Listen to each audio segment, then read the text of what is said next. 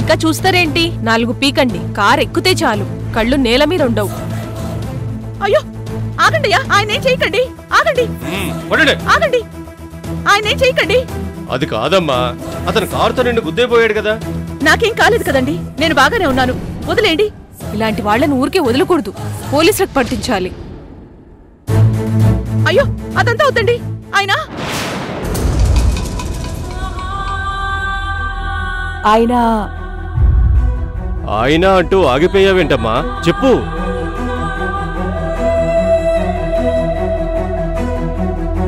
ఆయన ఆయన మా వారండి.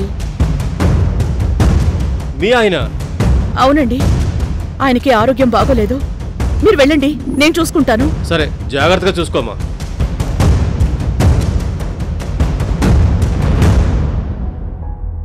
ఏంటండి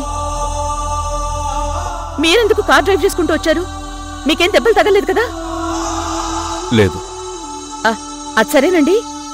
ఏంటి ఫోన్లో ఏదో చెప్తున్నారు? అస్సలు నాకు సరిగా వినిపించలేదు. ఏం చెప్పాలండి? నేను చెప్పానా? ఏం చెప్పాను? అదేనండి, ఏదో పిల్లలు అన్నారు. ఏ పిల్లలు? ఏ పిల్లలు?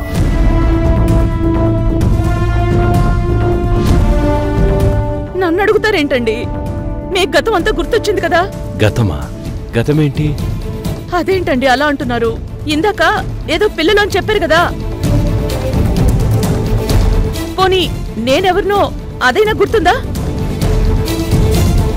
నేనండి రాణిని, రాణమ్మని. రాణమ్మా?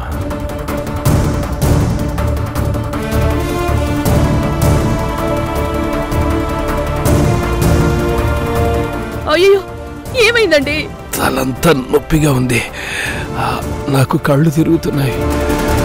అయ్యో ముందింటికి వెళ్దాం, పదండి.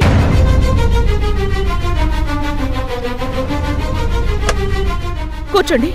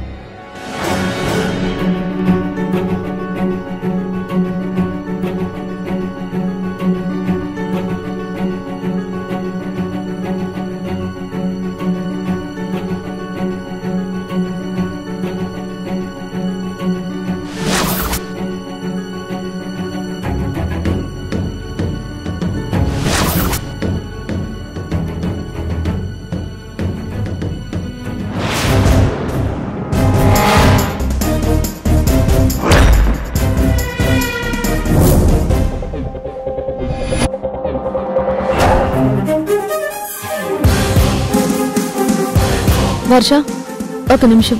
ఏంటి? నీతో ఒక ఇంపార్టెంట్ విషయం మాట్లాడాలి. నాతోనా? ఏం మాట్లాడాలి? ఓ, నా శారీ గురించా? బానే ఉందా? నేను మాట్లాడాల్సింది నీ శారీ గురించి కాదు. మరి?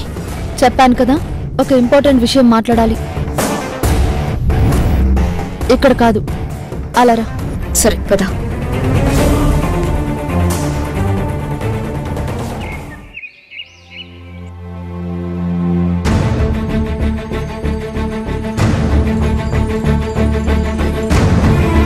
ధర్మతేజ గారు, ఆవిడెవరో గుర్తుపట్టారా?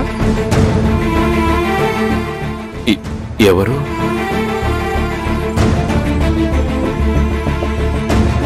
మీ ఆవిడండి, రాణి గారు. అవును, మా ఆవిడ రాణి, నాకు తెలుసు. ఇంతకు ముందు మీ జీవితంలో ఏం జరిగిందో ఏమైనా విషయాలు మీకు గుర్తున్నాయా?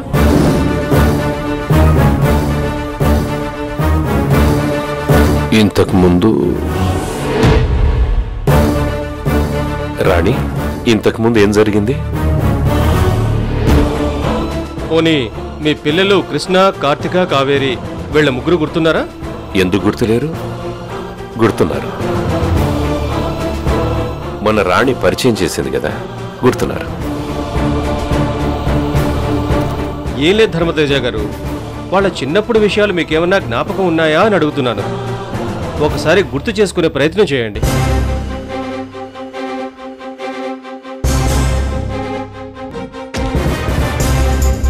బాగా గుర్తు తెచ్చుకోండి.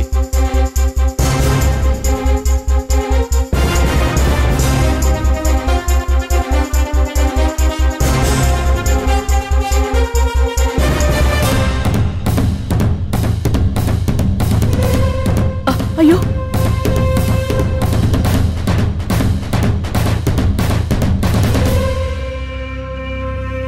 కూల్ కూల్ కూల్ ధర్మతేజ గారు. చిన్నప్పటి విషయాలంటే నాకేం గుర్తుకు రావట్లేదు. నా బ్రెయిన్లో ఏదో తిరుగుతోంది. ఏమండి, మీరు నాకు ఫోన్ చేసి ఏదో విషయం చెప్పాలనుకున్నారు. పిల్లలు అనేది చెప్పబోయారు.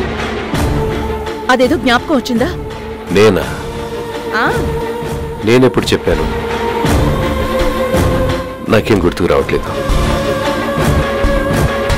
ప్రయత్నించండి సార్, బాగా ప్రయత్నం చేయండి. అది అది అది ఏమో, నాకేం గుర్తుకు రావట్లేదు. అసలు ఈ ప్రశ్నలన్నీ నన్నెందుకు అడుగుతున్నారు? నాకంతా అయోమయంగా ఉంది, చాలా నొప్పిగా ఉంది. కూల్ కూల్ కూల్ సార్, మీరేం టెన్షన్ అవ్వకండి, ప్రశాంతంగా పడుకోండి. మేడం, మీరు సార్ని తీసుకెళ్ళండి. Okay sir. ఏమండి, రండి, పదండి. వస్తున్నాను డాక్టర్.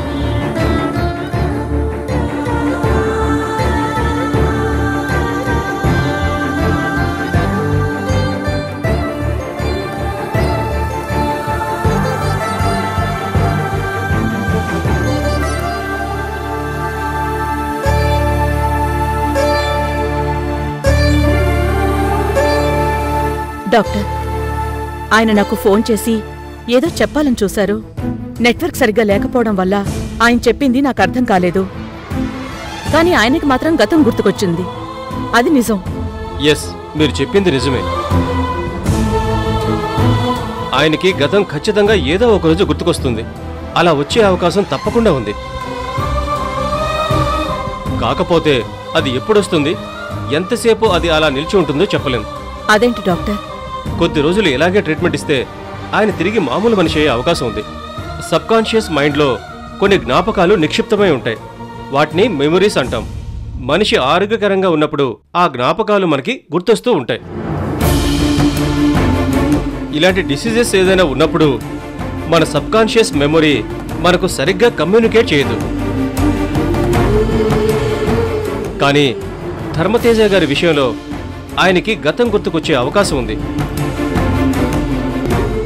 కానీ అది ఎప్పుడొస్తుందో పర్టికులర్ టైం మనం చెప్పలేం.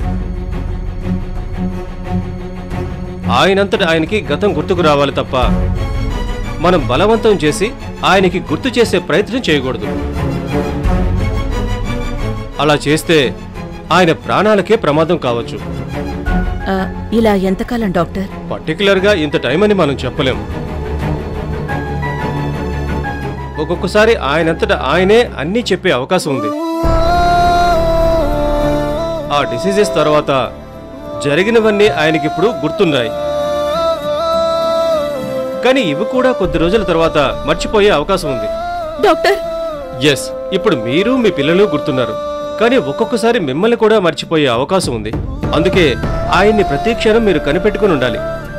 ఏదో రకంగా ఆయనతో మాట్లాడే ప్రయత్నం చేస్తూ ఉంటే ఆయన త్వరగా కోలుకోవచ్చు.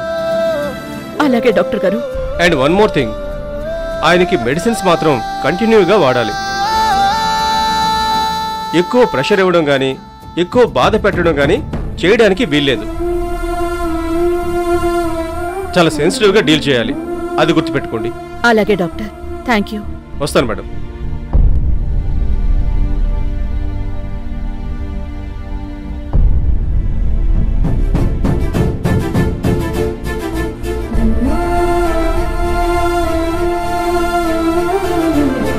ఏంటి ధర్మతేజ గారు ఇది? మీరెప్పుడు మామూలు మనిషి అవుతారు? మీకు గతం ఎప్పుడు గుర్తొస్తుంది? నా మేనకోడలికి ఎప్పుడు మీరు న్యాయం చేయగలుగుతారు? నేనసలు ఇక్కడికి ఎందుకొచ్చాను? ఎలాంటి పరిస్థితుల్లో ఇరుక్కుపోయానో చూడండి. మీరీ పరిస్థితుల్లో ఉన్నా మీకిచ్చిన మాట మాత్రం నేను నెరవేర్చేంతవరకు ఈ ఇంట్లోంచి వెళ్లను. మీ పిల్లల్ని తప్పకుండా మారుస్తాను. ఈలోగా మీరు మామూలు మనిషి అవుతారని నమ్ముతున్నాను. నాకేదో ముఖ్యమైన విషయం చెప్పాలన్నారు. అది చెప్పేలోపే మళ్ళీ మీరు గతం మర్చిపోయారు. కాని మీరు చెప్పాలనుకున్నది పిల్లల గురించి అన్న విషయం మాత్రం నాకు బాగా అర్థమైంది. అదేంటి అన్నది మీ నోటి నుంచే వింటాను ధర్మతేజ గారు. అప్పటి వరకు నేను మిమ్మల్ని ఈ ఇంటిని వదిలిపెట్టి వెళ్ళను.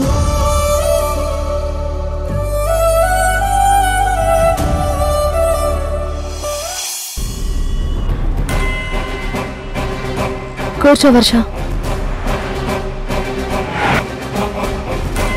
చెప్పు, ఏం మాట్లాడాలి? వర్ష, ఇప్పుడు నేను చెప్పబోయే విషయాన్ని నువ్వు నెగటివ్గా తీసుకోకుండా పాజిటివ్గా ఆలోచిస్తావని అనుకుంటున్నాను.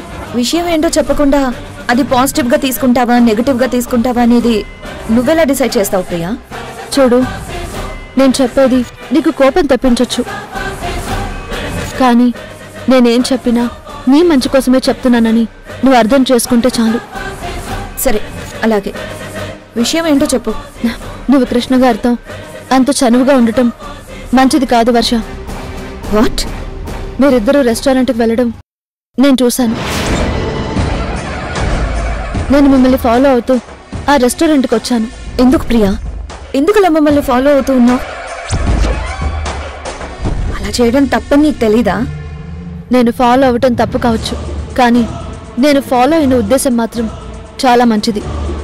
అంటే? చూడు వర్ష, నువ్వు కూడా నాలాగే పెళ్లి కాని ఆడపిల్లవి. నువ్వు ఇలా బాస్తో కలిసి రెస్టారెంట్లోకి తిరగడం ఎవరైనా చూస్తే అది నీకే మంచిది కాదు. మరి నువ్వు కూడా సార్తో పాటు వెళ్తున్నావు కదా ప్రియా? చూడు, నేను కృష్ణ గారికి పర్సనల్ సెక్రటరీని. ఆయనతో పాటు నేను ఎక్కడ తిరిగినా అది నా జాబ్లో భాగం అవుతుంది. కానీ నువ్వు ఇక్కడ ఎంప్లాయీవి. నువ్వు ఆయనతో కలిసి ఇలా రెస్టారెంట్లోకి వెళ్ళడం కరెక్ట్ కాదు. ప్రియా, నువ్వు కృష్ణ గారికి పర్సనల్ సెక్రటరీవి ఒప్పుకుంటాను, కానీ నువ్వు ఆయన పర్సనల్ విషయాల్లో ఇన్వాల్వ్ అవ్వడం ఎంతవరకు కరెక్ట్? వర్ష, ధర్మతేజ గారు నన్ను పర్సనల్ సెక్రటరీగా అపాయింట్ చేశాక కృష్ణ గారి ప్రతి మూమెంట్ని అబ్జర్వ్ చేస్తూ ఉండమని చెప్పారు. ఆయనకి కృష్ణ గారి మీద మంచి ఒపీనియన్ లేదు. కృష్ణ గారు చేసే పనుల వల్ల ధర్మతేజ గారికి ఎలాంటి చెడ్డ పేరు రాకూడదు. అందుకే నేను కృష్ణ గారి ప్రతి విషయంలోనూ ఇన్వాల్వ్ అవుతాను. అది నా డ్యూటీ. ఇక నీ విషయం అంటావా? నాకు తెలిసి నువ్వు నాలాగే ఒక మధ్యతరగతి ఆడపిల్లవి. ఒక్కసారి మన జీవితం మీద ఒక చెడ్డ పేరు వచ్చిందంటే అది మన పర్సనల్ లైఫ్ని ఎంత దెబ్బతీస్తుందో నేను అర్థం చేసుకోగలను. అందుకే మీకు ఒక మంచి ఫ్రెండ్గా సలహా చెప్తున్నాను.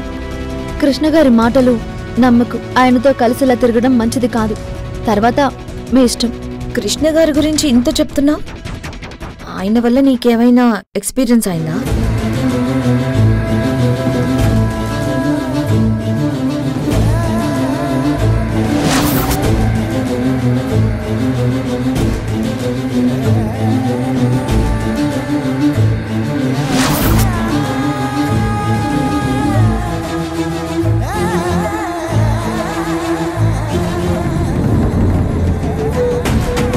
ఏంటి ఆలోచిస్తున్నావు? ఒక వ్యక్తి గురించి అంచనా వేయడానికి ఎక్స్పీరియన్స్ అవ్వాల్సిన అవసరం లేదు. కొద్దిగా కామన్ సెన్స్ ఉంటే చాలు. నువ్వు కూడా నాలాంటి ఆడపిల్లవే కాబట్టి నీ మంచి కోసం నేను చెప్తున్నాను, అంతే. అలా కాదు కృష్ణ గారు చెప్పినట్టే వింటాను అంటే నేను ధర్మతేజ గారికి రిపోర్ట్ చేయాల్సి ఉంటుంది. అమ్మో, ఇది మొదటికే మోసం తీసుకొచ్చేలా ఉంది. ఇప్పుడు దీనికి తగ్గట్టే మాట్లాడాలి. నువ్వు చెప్పింది నిజమే ప్రియా. ఒక డైరెక్టర్ అయ్యుండి నన్ను రెస్టారెంట్కి రమ్మంటే కాదు అని చెప్పలేకపోయాను.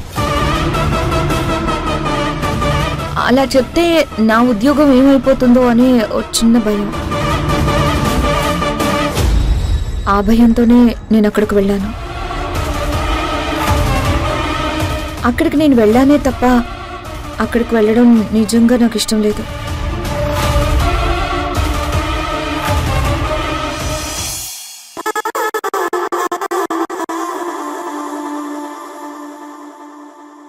కృష్ణ, నువ్వు పిలవగానే నేను ఎంత ఇష్టంతో ఇక్కడికి వచ్చానో తెలుసా? నువ్వు రమ్మంటే ఈ ప్రపంచం అంచుల దాకా నీతో పాటు నడుస్తా.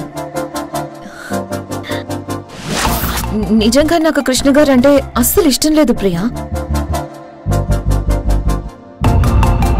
ఈ ప్రపంచంలో నాకు నువ్వు తప్ప ఇంకేం ఇష్టం లేదు. నువ్వంటే నాకు ప్రాణం కృష్ణ. కృష్ణ గారు రెస్టారెంట్కి వెళ్దామంటే నాకు చాలా ఇబ్బందిగా అనిపించింది ప్రియా.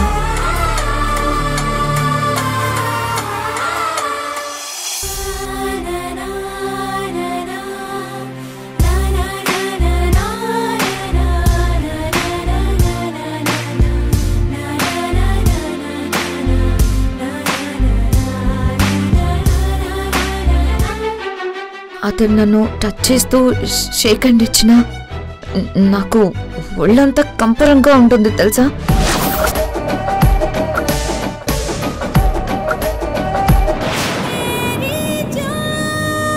నీ చేతి స్పర్శ నాకు తగిలితేనే నాకు ఒళ్ళంతా తేలిపోయినట్టు అవుతుంది కృష్ణ.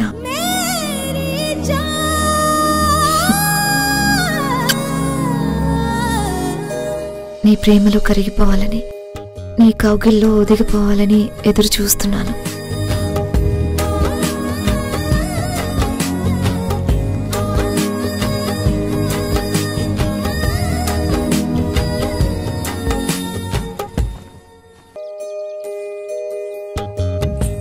ఏం చేయమంటావు ప్రియా? నువ్వన్నట్టుగానే నేను ఒక సగటు మధ్యతరగతి ఆడపిల్లని. నాకు ఈ ఉద్యోగం చాలా ముఖ్యం. బాస్ మాట కాదంటే ఏ ప్రాబ్లం వస్తుందో తెలియదు. అందుకే ఇష్టం లేకపోయినా నేను రెస్టారెంట్కి వెళ్ళాను. అంతే తప్ప నా మనసులో మరో ఉద్దేశం లేదు ప్రియా. నేను అర్థం చేసుకున్నాను వర్ష. నీ జాబ్కి ఏ ప్రాబ్లం రాకుండా నేను చూసుకుంటాను. కానీ నువ్వు మాత్రం వీలైనంత వరకు కృష్ణ గారికి దూరంగా ఉండడానికి ప్రయత్నించి. అలాగే ప్రియా. అభిమానంతో ఇంత ప్రేమగా చెప్పాక నేను మాత్రం ఎందుకు అతనితో కలిసి ఉంటాను చెప్పు? నాకు నిజంగా తన మీద ఎలాంటి అభిప్రాయం లేదు.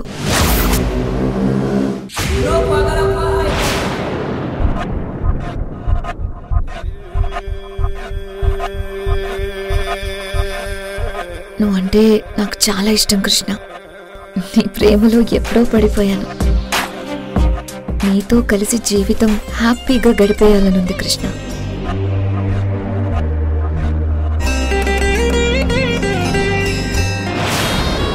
చాలా థ్యాంక్స్ ప్రియా. నన్ను అర్థం చేసుకుని నేనెక్కడ దారి తప్పుతాను అని ఒక పెద్ద మనిషిలాగా నన్ను వార్న్ చేసావు కదా. నా మీద నువ్వు చూపించే ప్రేమకి చాలా చాలా థ్యాంక్స్. ఇట్స్ ఓకే వర్ష, కొంచెం జాగ్రత్తగా ఉండు. ష్యూర్.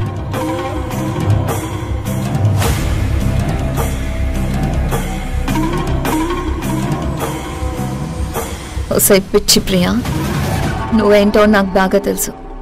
కానీ నేనేంటో నీకు తెలీదు. నీకే కాదు, ఆ కృష్ణగాడికి కూడా తెలీదు. కృష్ణ గురించి నేను చెప్పినవన్నీ నిజాలని నువ్వు నమ్ముతున్నావు. కానీ అసలు నిజమేంటో నాకు మాత్రమే తెలుసు. తొందరలోనే నా ఊహల్ని నిజం చేసుకుంటాను. ఆ కృష్ణగాడిని నా బెల్లో వేసుకుంటాను. ఆస్తికి కంపెనీకి యజమానురాలనవుతాను. నువ్వు చూస్తూ ఉంటావు. వాడు నాకు లైన్ వేయడం కాదు, నేనే వాడికి గాలం వేశాను. కరెక్ట్గా వచ్చి దొరికాడు. వదులుతానా? Wait and see.